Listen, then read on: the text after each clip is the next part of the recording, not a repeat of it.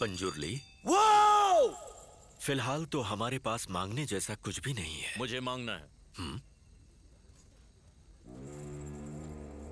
ये जगह, ये जायदाद और ये धरती, ये सब इन गांव वालों का नहीं है। क्या बकवास कर रहा है? चुप हो जा। आपका नहीं है ना?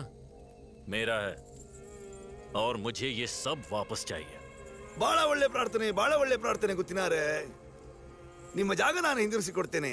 ಊರಿನವರ ಜಾಗವನ್ನು ನಾನು ನಿಮ್ಗೆ ಹಿಂದಿರಿಸಿ ಕೊಡ್ತೇನೆ.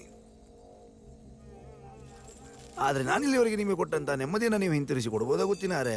अच्छा, तो तुम मेरे लिए ये नहीं कर सकते। कोई बात नहीं, इसका फैसला जहां होगा मैं वहां जाऊंगा।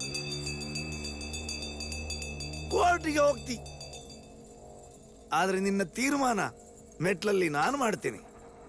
ಜಾಗ ಊರಿನವ್ರದ್ದು, ಅದರ ತೀರ್ಮಾನ ಇವತ್ತಲ್ಲ, ಮುಂದೊಂದು ಕಾಲ ಬರಬೇಕಾಗ್ತದೆ. अच्छा, गांव वालों की है।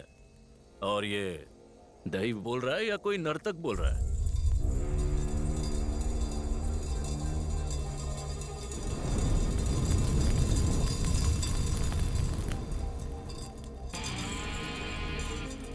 ದೈವವ ನರ್ತಕನ ಇವತ್ತೇ ತೀರ್ಮಾನ ಆಗ್ಲಿ. ನರ್ತಕನಾದ್ರೆ ನಾನು ನಿಮಗೆ ಸಿಗುವಂತವನಾಗ್ಲಿ.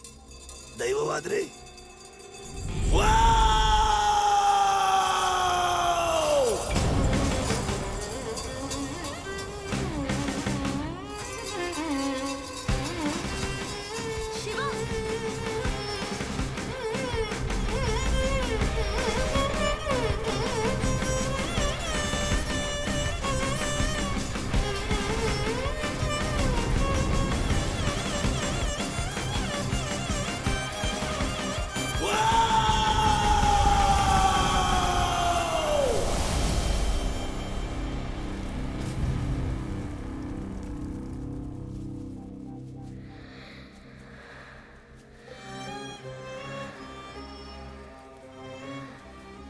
वो गायब हो गए क्या?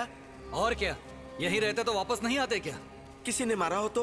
मारा होता तो बॉडी तो मिलती भैया। हाँ, बात तो सही है। तुम वो रहस्यमयी जगह देखना चाहते हो क्या?